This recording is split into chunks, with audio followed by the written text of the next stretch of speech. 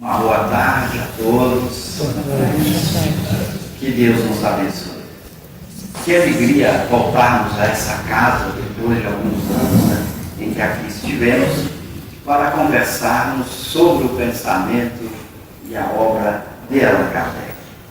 Estamos aqui representando a nossa instituição espírita, o idak.com.br. Quem quiser nos visitar em Curitiba, é só entrar nesse endereço, tem lá no site o endereço da Casa Espírita e será um prazer recebê-los na nossa casa.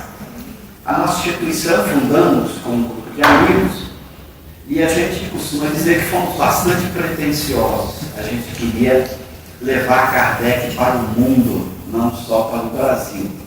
Então criamos a Kardecpédia, que hoje já está em 9 idiomas: português, francês, inglês, espanhol, alemão, russo, chinês tradicional, chinês simplificado. À disposição do mundo, e graças a Deus a gente acompanha aí pelas ferramentas de internet que nos oferece estatísticas do uso da Kardecpédia, e para nossa felicidade a Kardecpédia está sendo usada em todos os continentes. Graças a Deus, levando Kardec para o mundo. Bom, e como vocês sabem, é uma ferramenta gratuita. Vocês podem ou utilizar pelo site kardecpedia.com, kardecpedia.com.br, ou então baixar os aplicativos gratuitamente, seja nas lojas de quem usa a Apple, o iPhone, seja nas lojas de quem usa o computador e Android no Google. Na loja do Google, vocês podem baixar gratuitamente os aplicativos aí da Kardecpédia. Qual é a diferença entre estudar pela Kardecpédia e estudar com livros?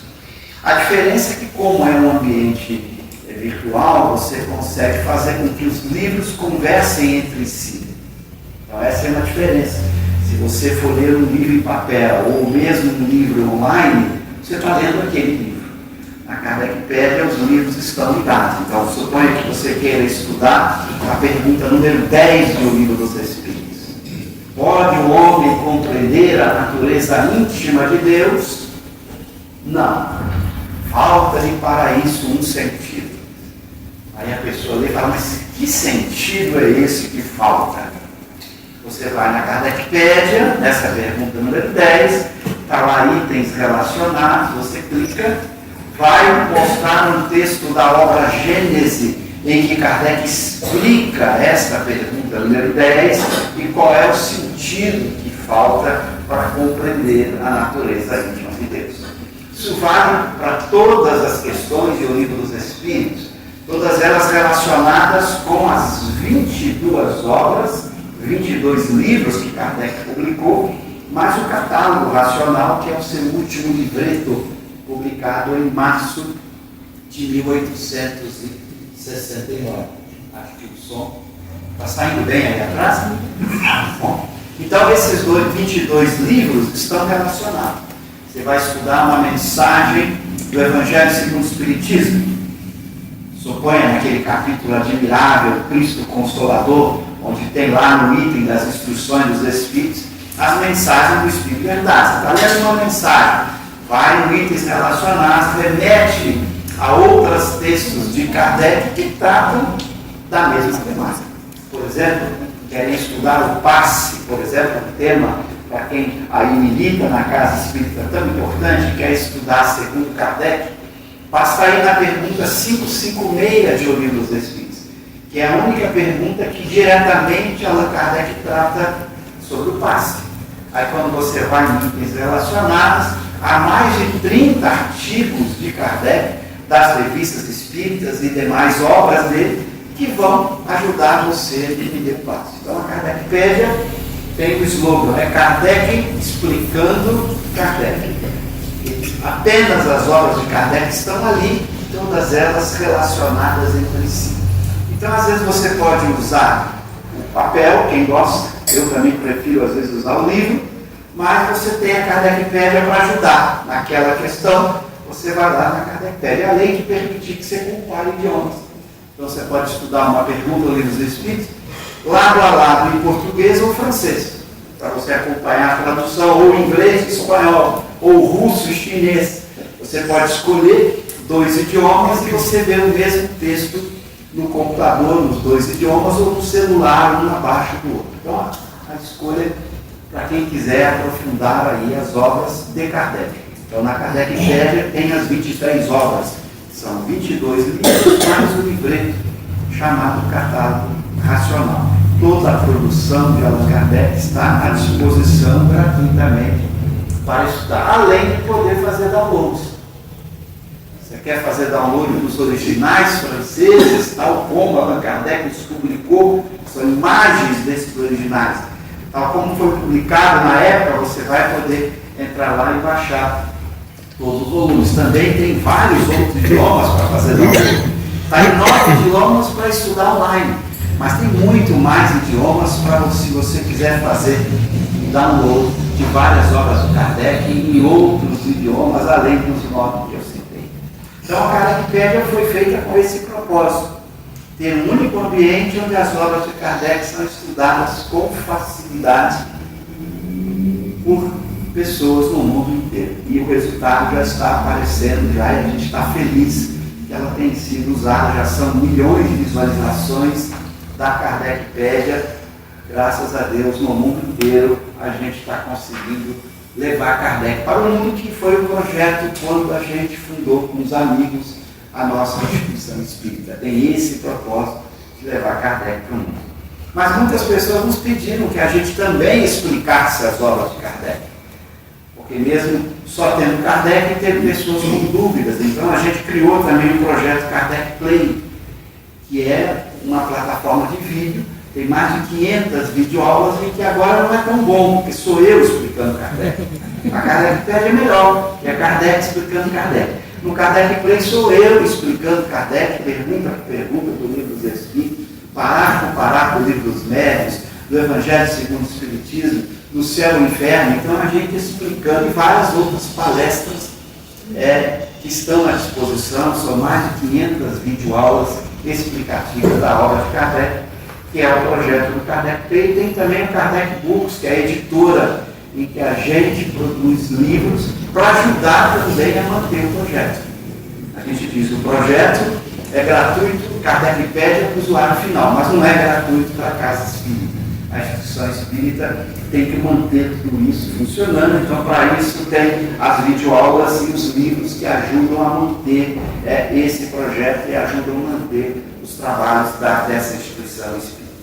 Escolhemos para conversar um tema, perfeição moral, que eu quero aqui lembrar com vocês. Esse tema é o título de um dos capítulos do Livro dos Espíritos. Quem se recorda? O Livro dos Espíritos tem 4 partes. Meus livros são para explicar a essas 4 partes do Livro dos Espíritos. A terceira parte trata das leis morais. Estão recordando? Leis morais, que Allan Kardec vai desenvolver na obra O Evangelho segundo o Espiritismo. Então ele apresenta ali 10 leis morais, e depois que ele apresenta as 10 leis morais, ele vai apresentar esse capítulo, chamado Perfeição Moral.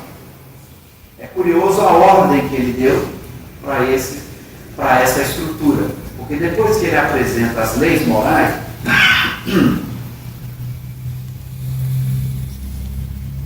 ele vai responder uma questão importante. Bom, eu conheci as leis morais, e agora?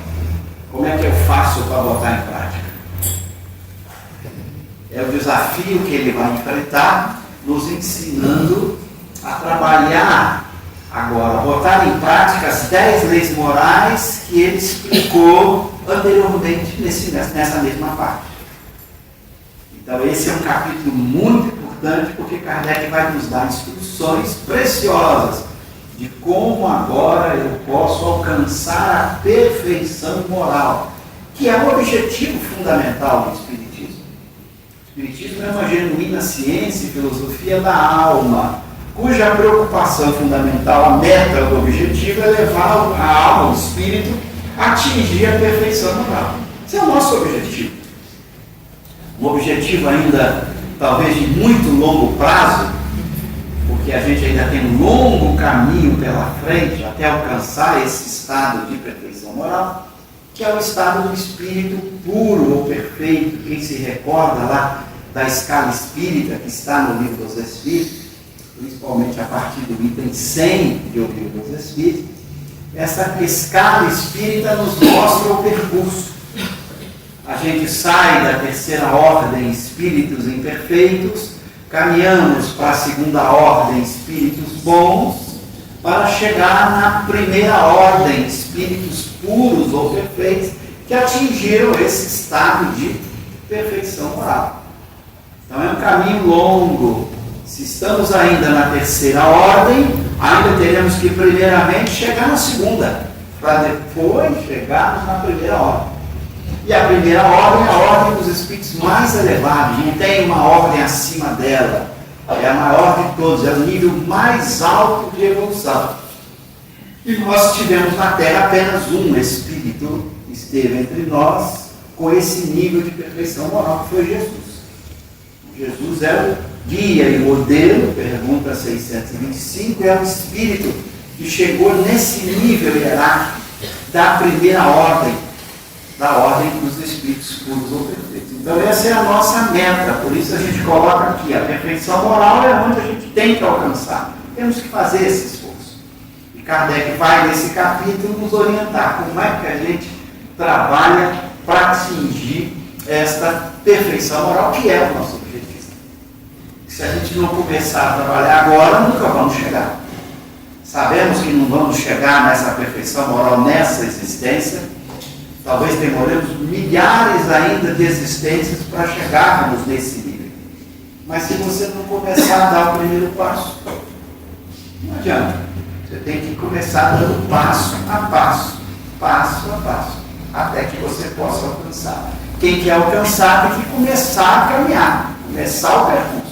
Não pode ficar esperando o tempo passar, porque se demorar muito para alcançar, a felicidade plena também vai demorar.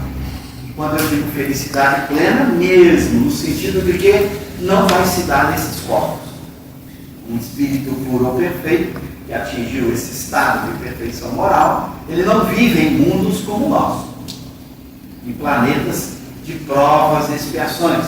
Ele vive em mundos chamados divinos, celestes, divinos, mundos felizes, que estão muito distantes ainda da gente. Nesses mundos não tem corpos como o nosso, porque senão Deus teria errado, né? Fazer a alma aprender tanto para viver num corpo que limita, que bloqueia, que adoece, que cria tantas dificuldades. É claro que isso aqui não é o nosso objetivo, isso aqui é o caminho, é o percurso, é a caminhada, mas não é a meta, não é o objetivo final. O objetivo final é alcançar esse estado de espírito puro ou perfeito. Mas Kardec nos orienta para a gente começar essa caminhada. Okay? E o nome perfeição moral é muito adequado. Por quê? Porque a alma ela pode ser pensada como tendo uma dupla natureza. Você pode pensar assim: qual seria a natureza física, entre aspas, da alma? É do que a alma é formada. O que é a alma? Não sabemos. Sabemos que ela é feita de algo indestrutível. Isso sabemos. Porque a alma não se destrói nunca. Mas não sabemos qual é a sua natureza, entre aspas, física. Aquilo que a constitui, de que Deus fez a alma. Não temos a mínima ideia. Bom, nós temos dificuldade de compreender até a matéria, né? A física ainda não consegue entender totalmente nem os corpos materiais, que dirá entender a alma. Então essa natureza física, entre aspas, a gente coloca entre aspas, porque a alma não pode ser algo como a nossa matéria, porque a nossa matéria se destrói. A alma não se destrói. Eu sempre digo, a alma é uma espécie de super-homem sem criptonita, né? Porque ela não morre, não destrói nunca. Então essa natureza física da alma tem que ser perfeita. Por isso que nós podemos dizer que nós somos perfeitos do ponto de vista dessa natureza. Uma razão simples: Deus não pode ter feito a gente com defeito. Tudo que é obra divina é perfeita, não há defeito algum na obra de Deus. Então, do ponto de vista dessa natureza física, entre aspas, nós somos perfeitos. Mas nós temos uma outra natureza, que é a natureza moral, que é o mundo de pensamentos, sentimentos, desejos, vontade, conhecimento. Este mundo, Deus preferiu fazer com que nós conquistássemos a perfeição por vontade própria. Então nós somos criados moralmente como espíritos simples e ignorantes. Lembram aí de o livro dos Espíritos.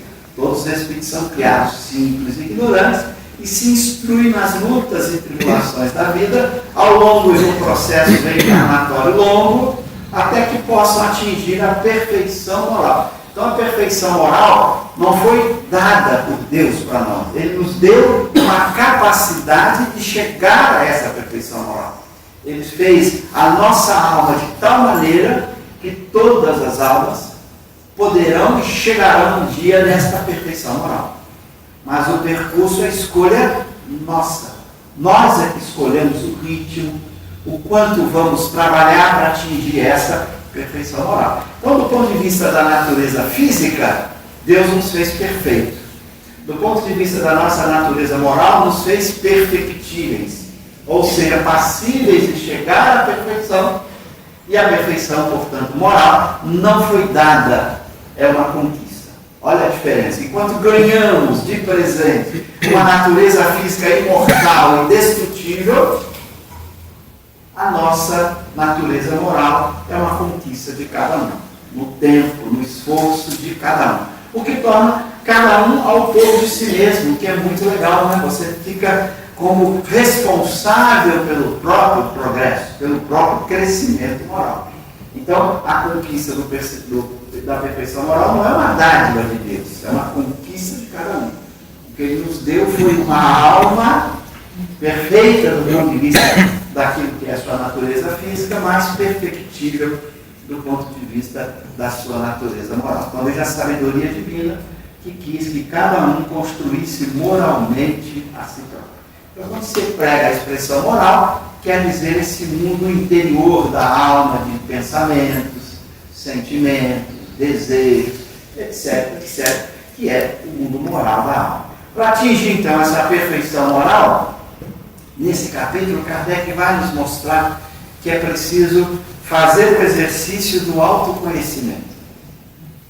Por que isso? Porque eu tenho que identificar em mim, no meu mundo moral, já que eu não posso identificar em mim a minha natureza física, porque essa é perfeita, não tenho que me preocupar com ela, mas o meu mundo moral precisa ser conhecido.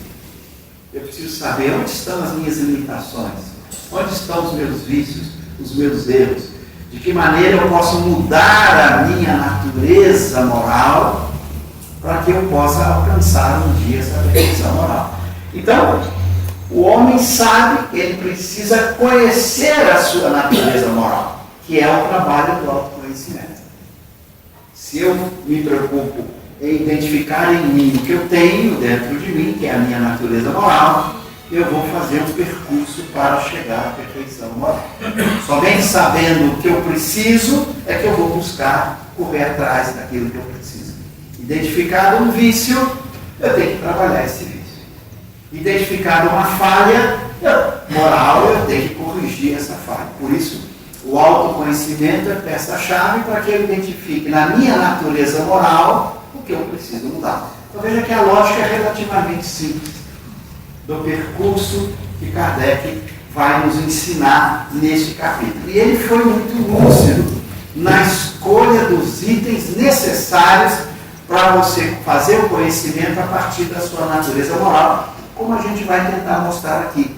Como ele organizou esse capítulo para que a gente possa saber como aplicar toda a técnica que ele vai nos apresentar, todo dia um pouquinho, para que a gente possa chegar a um dia que não temos pressa, temos urgência, porque se a gente não correr atrás, nunca vamos sair do lugar.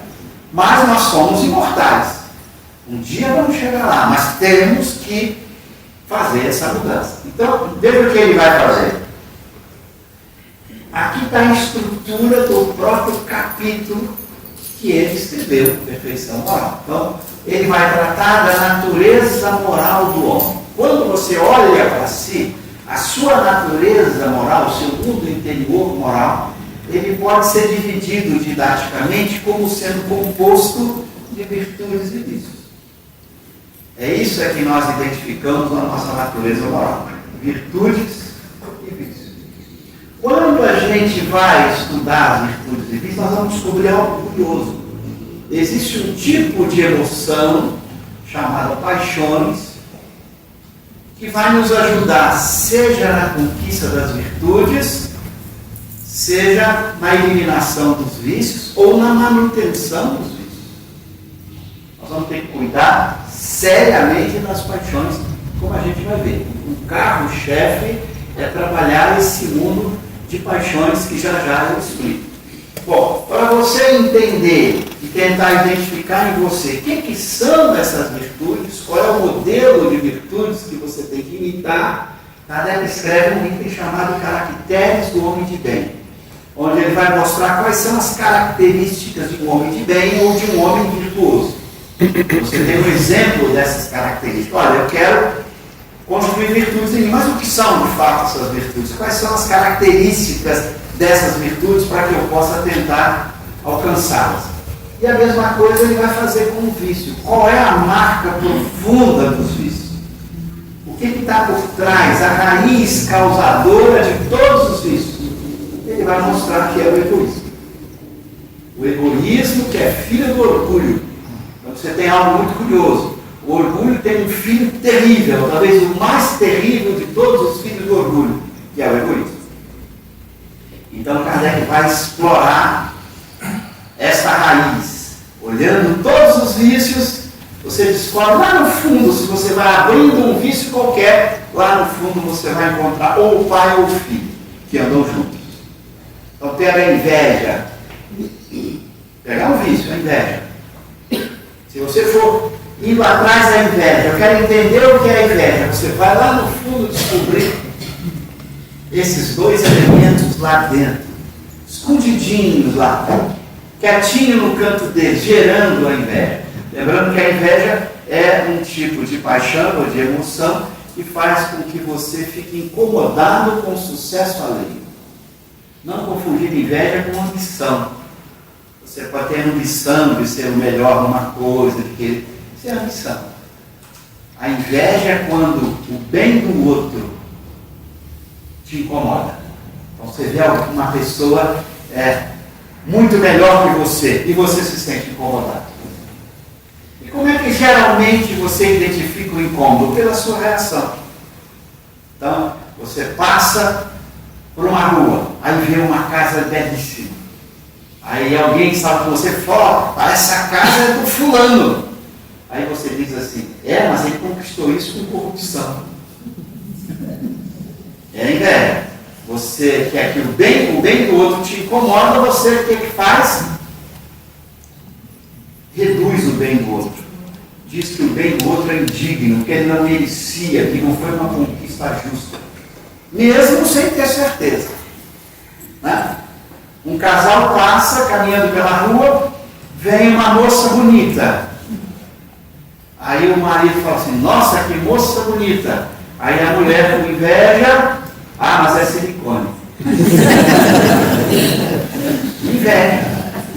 Porque a beleza da outra incomodou, a ponto dela tentar denegrir essa beleza.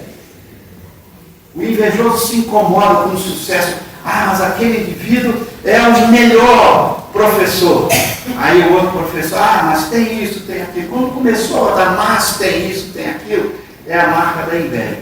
Está incomodando o sucesso do outro. Seja sucesso profissional, financeiro, moral, ético. No tempo de Kardec, quando Kardec produziu pela primeira vez o Livro dos Espíritos, um sucesso terrível de venda. Porque um comprava, se encantava, falava para o outro, daqui a pouco, o Livro dos Espíritos, no tempo de Kardec, foram 17 edições, de 57 até 69. 17 edições.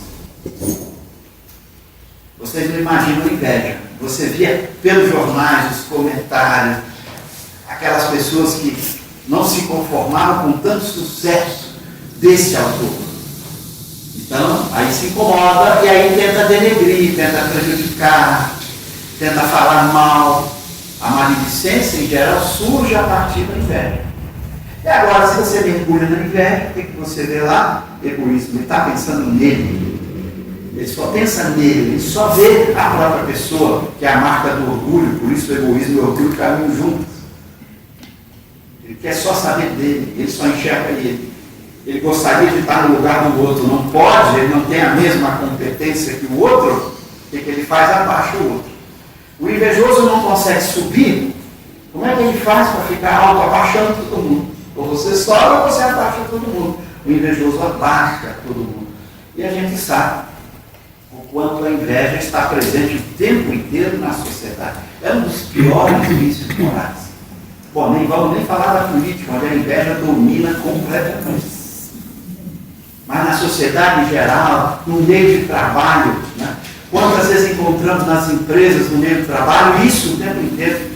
Pessoas às vezes estarem se ajudando, um competindo com o outro, e às vezes usando da maledicência, porque a inveja está muito forte.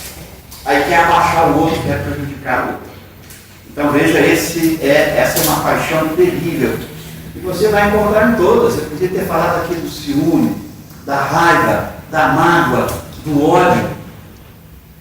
Vai encontrar a mesma coisa. Em todos eles você acha lá dentro, escondidinho, manifestações do orgulho e do egoísmo. Por isso Kardec vai dar um tratamento especial ao egoísmo. Com isso ele nos dá aqui uma visão muito interessante de como conhecer a natureza moral do homem. Como eu vou identificar em mim virtude, eu preciso saber o que é virtude. Caracteres do homem de bem. Eu tenho que identificar em mim os vícios, eu tenho que saber bem o que é o egoísmo e de que maneira ele está por trás dos vícios. E perceber que as paixões são a peça-chave. Aí o que são as paixões? Isso é muito importante. As paixões são muito bem estudadas na história do pensamento humano, desde a Grécia Antiga. Por isso a importância dessas paixões. E que Allan Kardec também vai dentro do item chamado Paixões desse capítulo tratar. E os Espíritos usam uma metáfora muito curiosa. Ele diz que a paixão é como um corcel, cavalo puro sangue. Corcel é um cavalo puro sangue. Ela só é útil se governar. Se você governa uma paixão, comanda essa paixão, você pode fazer com que ela leve a virtude. Se você deixa ela desgovernada, ela te joga nos vícios. Então, por exemplo, você ficou doente. Recebeu um diagnóstico de uma doença. É natural que venha um pouquinho de tristeza. Se você controla, essa tristeza te direciona a buscar a cura. Olha, eu vou procurar um meio de cura. Mas você não deixa a tristeza crescer, ou seja, você domina esse corcel para que não vire revolta, lamentação, reclamação, culpar a Deus, culpar a vida, dizer, eu sou o pior do mundo. Ou seja, você tem um pouquinho de tristeza necessário para você procurar a cura. Você não vai estou alegre com a doença, queridinha, a doença vem comigo. Não é. Não pode ser. Então você tem que ter um pouquinho de repulsa para essa doença, um pouquinho, para você buscar a cura. Mas se você entrega, você está agora fazendo com que o vício da revolta, do ódio, da reclamação, e você acaba perdendo a virtude da resignação. Que é a virtude fundamental quando você está com algum diagnóstico num contexto ruim, seja de saúde física, seja em qualquer outro contexto de prejuízo. A resignação é a virtude que leva você a dizer: o que dependeu de você, você fez a sua parte. O que não dependeu, rejubile-se, alegre-se. Deus sabe o que faz. Então, na resignação, você aceita alegremente aquilo que não dependeu de você. É a sua parte que você fez. Se é uma doença, procurou o tratamento possível. Fez essa parte. Agora, você sorri para a vida. Seja feita a vossa vontade, Deus. E você vive alegremente. Você pegou a tristeza pequena, levou só para combater a doença, mas toda a sua emoção para o lado da virtude da resignação, tão importante, como Kardec vai explicar. E o Evangelho segundo o Espiritismo tem uma mensagem belíssima do Lázaro tratando da resignação. O título é Obediência e Resignação. Basta colocar na Kardec Pede Obediência e Resignação, ou só Resignação, que você vai achar o texto brilhante, quando Lázaro vai dizer que a resignação é o consentimento do coração. É o coração alegremente dizendo: sim, Senhor, você fez a sua parte. Você fez a sua parte, o resto você entrega para Deus alegremente. Ou você não entendeu que Ele é a inteligência suprema, causa primeira de todas as coisas, soberanamente justo e bom, e que você é uma alma imortal. Aliás, o que pior pode acontecer com você? Imagina, você recebe um diagnóstico, estou doente, procura a cura. Vai um tempo depois, volta ao médico, o médico diz assim: não está curado, piorou. Sugere outro tratamento. Você volta lá, piorou, o que pode acontecer? Você morrer?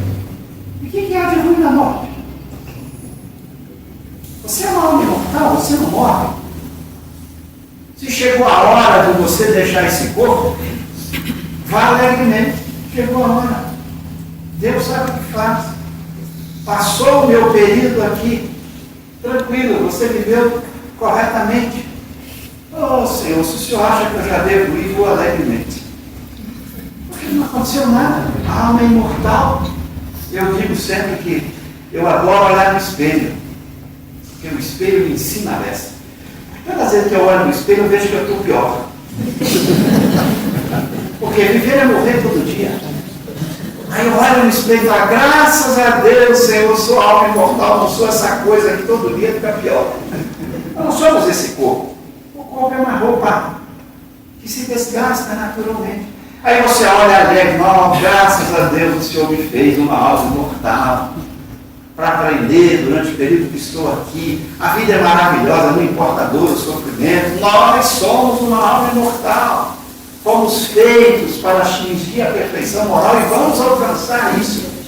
Então você se tranquiliza. Então é você controlando a sua paixão para direcioná-la para a resignação. E não para a revolta, para o queixume, para a raiva, por se considerar a pessoa pior do mundo. Ah, eu estou com essa doença, estou com esse problema. Porque se você deixa esse cavalo descontrolado, você vai se achar a pior pessoa do mundo.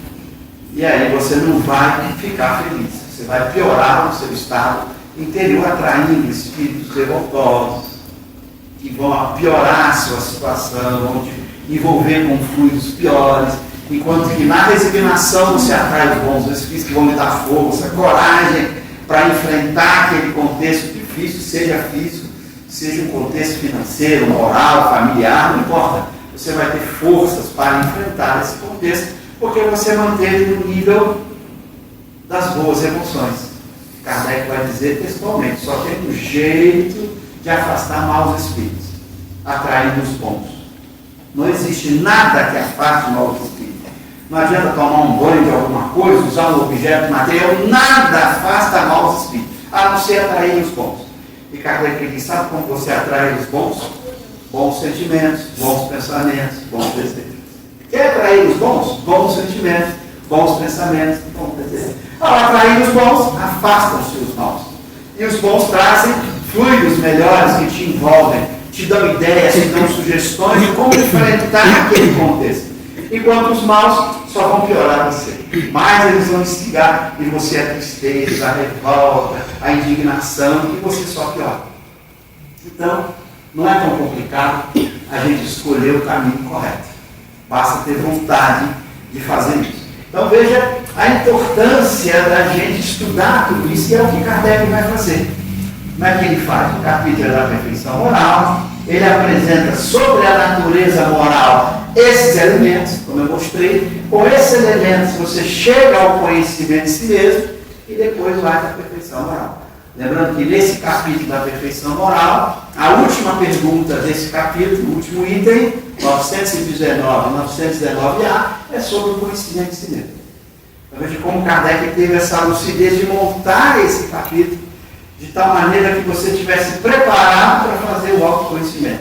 que agora você já conheceu o que tem dentro da sua natureza moral. Agora você vai olhar para si e vai identificar isso.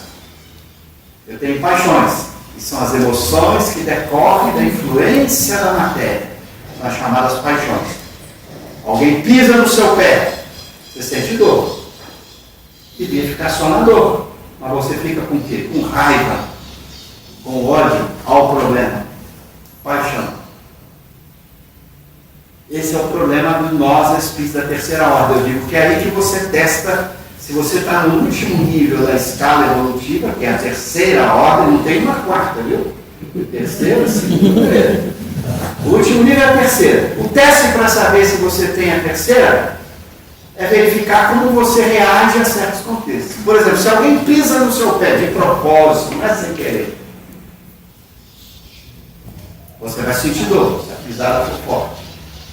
Mas vem além da dor, raiva, ódio, vontade de apertar caridosamente pessoas dele.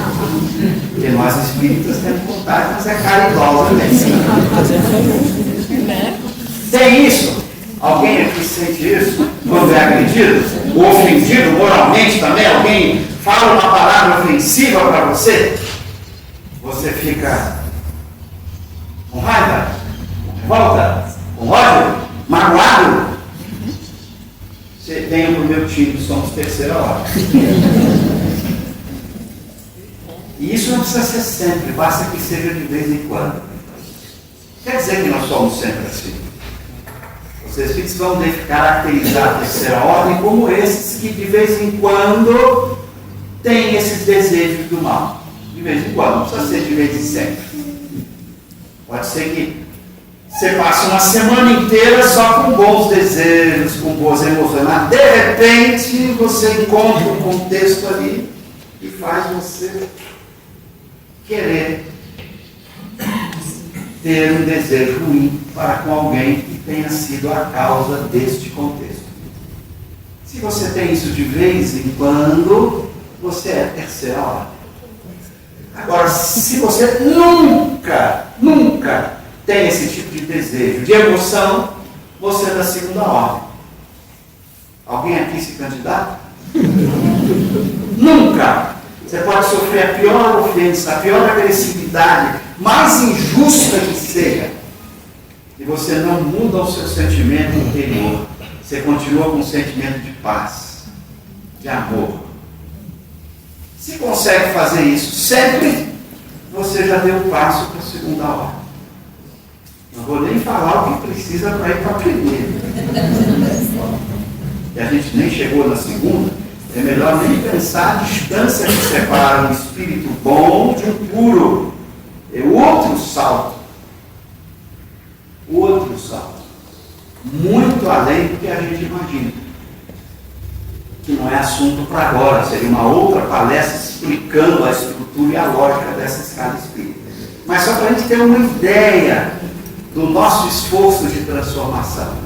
O primeiro passo é eliminar todo e qualquer desejo do mal, qualquer que seja o contexto. Isso significa domar todas as suas paixões. Toda emoção que surgir de um contexto de vida, você tem que ter o controle sobre ela. Não deixar que ela produza esse desejo do mal em você. Então, se alguém lhe pisa, lhe ofende, o máximo que você pode ter, sentir é reprovação. O máximo que a conduta da pessoa é errada. Você pode reprovar a conduta, mas você não pode ter ódio, ter raiva daquela pessoa por conta daquela conduta. Ou seja, você não está aprovando a conduta dela. Ela te pisou de propósito no seu pé. Ela errou. Você não está aprovando a conduta dela, mas a conduta dela não está determinando a sua emoção. Você virou autônomo do ponto de vista da emoção. A minha emoção é dominada por mim, não pela conduta dos outros. Faça os outros que quiserem. A minha paz eu não entrego para ninguém. Se você consegue isso, você está no caminho da segunda ordem. E isso é um exercício diário. Você não vai conseguir isso de uma vez só. Pode ser que você... Não, vou treinando. Você coloca um mês assim. Chega no 31 dia, você escorrega. Aí você volta, ai meu Deus. Exatamente como se faz nesses programas para combater algum vício material, os alcoólicos anônimos e outros, que todo dia é uma luta. Quem vê aí na televisão, ou quem já leu sobre esses programas, é assim. O sujeito que teve um vício de alcoolismo, todo dia uma guerra. Ele conta 30 dias sem beber, 40 dias sem beber, 50 dias, 60. Até que depois de um bom tempo, ele não precisa contar mais, ele eliminou o vício. É a mesma coisa. Você vai todo dia praticando. E você identifica qual? Ah, a inveja é o meu problema? Então vamos trabalhar inveja. E a rede social é uma maravilha para estimular a inveja. Ela mostra todo mundo perfeito. Você já viu alguém na rede social falar assim, eu sou um cara, um mau caráter, um vagabundo? Já viu alguém se apresentar assim no seu perfil? Todo mundo é lindo, né? Se botam fotos, são as fotos mais lindas, mesmo que a pessoa está com 90 anos, ela bota foto de Jesus. Não é assim? Aí todos os valores que coloca são as características só virtude. Fala, esse mundo é perfeito. Se você olha a rede social, o mundo é perfeição. Todo mundo só tem virtuoso. Então provoca muita inveja, porque aí o sujeito olha, a outra fica, meu Deus, eu queria estar lá. Mas aí começa a descobrir alguma notícia daquela pessoa que contraria aqui, está vendo aquilo lá, e lembra. Você já quer abaixar. Ciúme, né? Eu tenho mulher bonita, né? Não é fácil, não. Não é fácil, você tem que fazer esforço, né? Não pode ter ciúme, né? Ciúme das coisas, das pessoas. O ciúme é caracterizado pela posse. Mas alguém pertence a alguém? O ciúme é caracterizado pela posse. Não é o amor, é posse. Quando você ama uma pessoa, é diferente. Amar é respeitar as escolhas, as decisões, o caminho que a pessoa escolhe. Mas no ciúme não, a gente toma posse, então a gente não aceita dividir com nada, né? E a gente vai ficando perturbado, né? Se um fulano conversa, você dá mais atenção para ciclano, para beltrano, aí vem o ciúme, porque está dividindo. Ah, que coisa monstruosa, né? Mas é todo falar, né? Você precisa combater no plano da emoção. Não basta falar. Falar é fácil, fazer palestra sobre ética e moral é uma maravilha. Agora, viver o dia a dia, cada um sabe onde o carro, o sapato aperta o carro, não é assim? Então é dificuldade. Identifica aquele vício, trabalhe. Identificou, o meu problema é raiva. Eu não posso, qualquer pessoa que contraria os meus interesses, eu fico com raiva. Então tem que trabalhar a raiva. Porque a raiva é onde o sapato está apertando o carro. É ali, a marca está ali. Trabalhe aquilo. Ou você acha que você vai vencer todos os vícios morais de uma hora para outra? Só numa vida? Não vai. Mas pegue aqueles que está claro na sua frente. Qual é o meu problema? Onde de fato a minha consciência me acusa? Onde de fato eu identifico algo que me incomoda? Do ponto de vista moral. Lembra que eu estou falando do mundo interior da alma, não estou falando das coisas materiais. Aí você, uma vez identificado esse pensamento, esse desejo ruim, esse sentimento ruim, é ali que você tem que trabalhar. É aí que você vai direcionar toda a sua vontade, o seu esforço. Como é que eu faço para resolver isso? De que maneira eu resolvo a minha revolta? Qualquer coisa deixa o indivíduo revoltado. Uma injustiça, ele se revolta. Qualquer coisa que acontece, ele fica revoltado. Uma coisa é reprovar a injustiça, muito cuidado. Se você está vendo uma injustiça acontecer, você tem todo o direito de reprová-la, mas não de ficar revoltado. Porque a revolta vem do sentimento ruim que queima o seu mundo interior. E ela atrapalha a sua reflexão, o seu raciocínio. O revoltado, se não controla, ele acaba fazendo muitas coisas erradas. Ele age mal. Que a revolta tomou conta da sua razão, não deixou ele pensar, ele raciocinar melhor. Então, se esse é o problema, você se revolta contra tudo, trabalhe, porque esse aí está o seu problema, que você tem que atacar. E cada um vai traçar a sua estratégia. A estratégia fundamental para dar aqui do conhecimento de si mesmo. O que vai dizer Santo Agostinho, que é quem responde a essa pergunta? Lembram bem da pergunta 919? Que é fantástica a forma como Santo Agostinho, que foi o filósofo, que respondeu a essa questão no item A. Ele dizia: fazei o que eu fazia quando vivi na Terra. Passava em revista o meu dia. Aí vem a tática que ele vai dar. Não é você chegar à noite e ficar lembrando da sua infância. Ah, lá na minha infância eu chutei um amigo. Esquece. É aquele dia. Então, terminou o seu dia, diz Santo Agostinho, faça análise deste dia. O que eu fiz hoje? Hoje eu agredi alguém. Hoje eu tive um desejo ruim de caridosamente machucar a pessoa. Hoje eu senti inveja naquele contexto. Hoje eu senti ciúme. Então, naquele dia, peça então ajuda ao seu anjo guardião. Ore nesse momento. Me ajude a traçar junto o caminho de como amanhã eu posso evitar isso. Se há um problema que eu causei hoje, como eu posso corrigi-lo amanhã? E você vai perceber que isso vai acontecendo todo dia. Não é deixar para fazer o autoconhecimento uma vez por ano, uma vez por mês. Esquece. É todo dia. Sobre o dia que você viveu. Porque senão a pessoa fala assim, saí de casa há 5 anos. 5 anos. Vai ficar tentando olhar a vida de 5 anos para cá. Não vai gastar meia hora de autoconhecimento. Não vai precisar de outra vida para fazer autoconhecimento. Não. Você vai fazer isso em 10, 15 minutinhos à noite, antes de dormir. Então tem que ser só daquele dia. Aí você corrige para o dia seguinte. Chega no dia seguinte, de novo. Nossa, repeti a mesma inveja. Repeti o mesmo ciúme.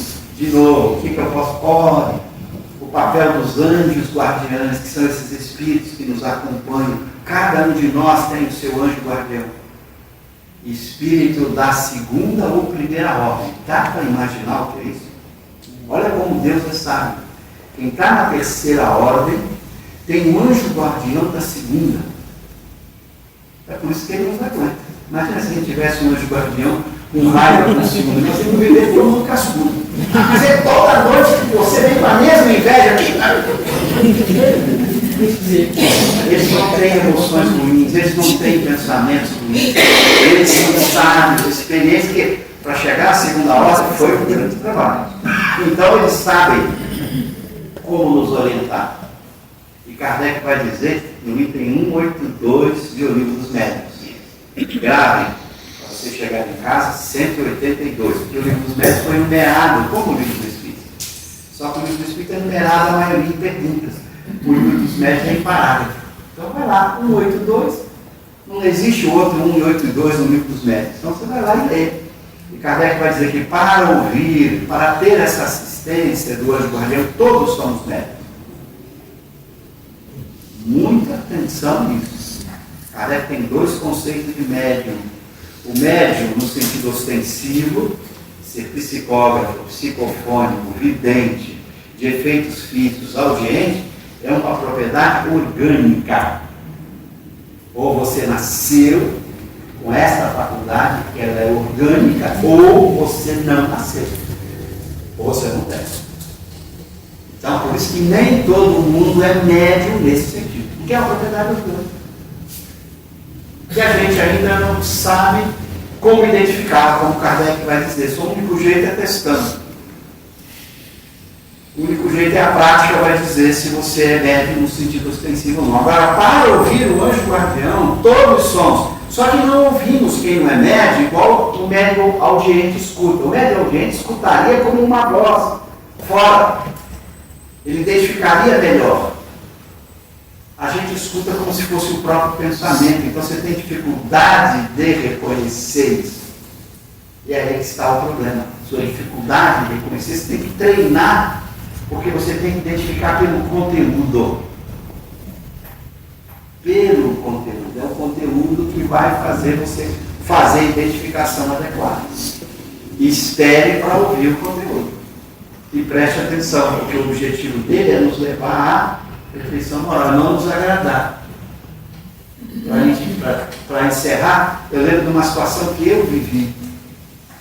Eu estava numa reunião de trabalho, em que estávamos vários professores discutindo algumas propostas, e uma amiga fez uma proposta, e eu combati fortemente aquela proposta, mas fui muito duro, ríspido, ao combater essa proposta. E fiz uma outra proposta e a minha acabou sendo, na votação do grupo, vencedora. E eu notei que ela ficou muito triste, né? E eu também fiquei com a consciência de culpa. Isso foi pela manhã. E eu sempre tenho o hábito, quando posso, se eu estou no hotel, alguma coisa, hoje mesmo, cheguei um pouco antes, almocei e fui deitar um pouquinho. Eu sempre oro ao meu anjo guardião, algumas vezes por dia. E eu fiz a mesma coisa nesse dia. Aí eu cheguei no meu quarto e orei. E ele disse assim, na minha cabeça, direto, peça desculpas. Só essa frase. Ai, meu Deus, olha o orgulho. Olha o orgulho. E aí, eu, graças a Deus, tive a sorte, quando nós estávamos todos ligados no mesmo hotel, era uma atividade profissional, e eu saí do meu quarto, dei de cara logo a seguir, próximo, antes de chegar na sala de reunião, com ela. E eu falei, agora, né? Eu olhei com ela, falei, eu queria te pedir desculpa, eu fui tão ríspido com você. E eu notei que ela ficou assim, sabe, cumprimentando, mas eu percebi que aquilo não deu muito certo, mas pedi desculpa. E eu fui para a sala de reunião, sentamos todos, estávamos aguardando a pessoa que ia dirigir para dar início. Quando eu orei assim, meio convencido, não, fiz o que ele pediu, veio a vozinha, peça desculpas em público, você ofendeu em público. Não é fácil não. Olha o orgulho. O esforço que eu tive que fazer para, quando começou a reunião, levantar a mão e pedir desculpas em tudo. Quando eu fiz isso, eu senti aliviado, mas ainda eu vi que o sorriso dela agora não era mais amarelo. A gente saiu da reunião, se abraçou, somos amigos até hoje. Então veja, quando você busca, a inspiração vem, mas esteja disposto a cumprir. Porque eu tinha que dar vida, eu podia, vou pedir desculpa, nada. A proposta dela foi ruim mesmo, eu tinha que ganhar de qualquer jeito. Esse é o nosso orgulho, né?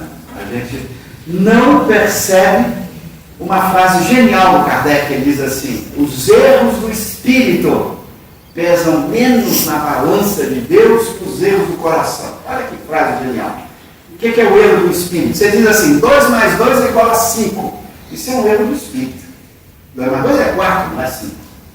Agora, se a pessoa diz 2 mais 2 é igual a 5, ela cometeu um erro do espírito. Aí você vem, agride a pessoa, ofende a pessoa, maltrata a pessoa, você cometeu um erro do coração. Os erros do coração pesam mais na balança de Deus. Então ele diz, os erros do espírito pesam menos na balança de Deus que os erros do coração. Então você pode cometer erro do espírito. Ela cometeu um erro do espírito. A proposta dela tinha vários equívocos. Eu cometi um erro muito mais grave. Eu cometi um erro do coração. Então se a gente faz isso, a gente vai dando esse passo para a perfeição moral. E é um passo de cada vez.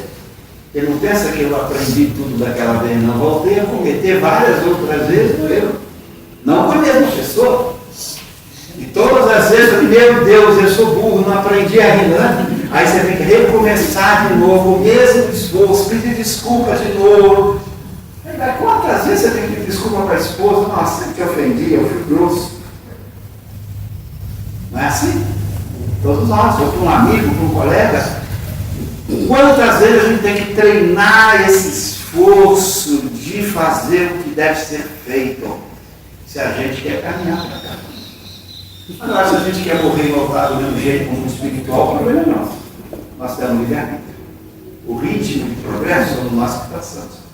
Agora, não vai se queixar de chegar do lado de lá e se ver ainda preso a um planetinha como esse de provas e expiações, ter que conviver num mundo de violência, de agressividade, enquanto você vê outras almas que fizeram esse esforço se dirigindo para mundos melhores, onde a inveja não existe, onde o ciúme não existe, onde a violência não existe. Não vai ficar com inveja dela, só fica mais aqui ainda. Mas essa é a realidade. O progresso é individual, é de cada um. Para encerrar, qual é a lei de justiça de Deus que está lá na obra Céu e Inferno, no Código Penal, no item 33. Kardec resume a lei de justiça de Deus a cada um segundo as suas obras, não as obras dos outros, segundo a sua própria obra. Então, o progresso é nosso. Se a gente faz esse esforço, nós vamos avançar. Um dia chegaremos lá. Porque todos nós chegaremos lá. Aqueles que chegam primeiro se desfrutam primeiramente da felicidade. Se a gente quer adiar, o problema é nosso. Deus não tem pressa. Nos convida a ter urgência, mas se a gente quer ficar parado, o problema é nosso. Vamos adiando a nossa própria felicidade. Bom, com isso, eu quero agradecer a vocês a oportunidade e lembrar sempre, vamos estudar esse tal de Kardec aqui, que esse homem é bom. Estudar esse Kardec, para compreender Kardec, mas para, acima de tudo, viver o que ele está nos ensinando. E eu digo sempre que viver o que Kardec está nos ensinando é viver o que Jesus nos ensinou. Então esse é o nosso propósito. Muito obrigado, tenhamos uma boa tarde, fiquem com Deus.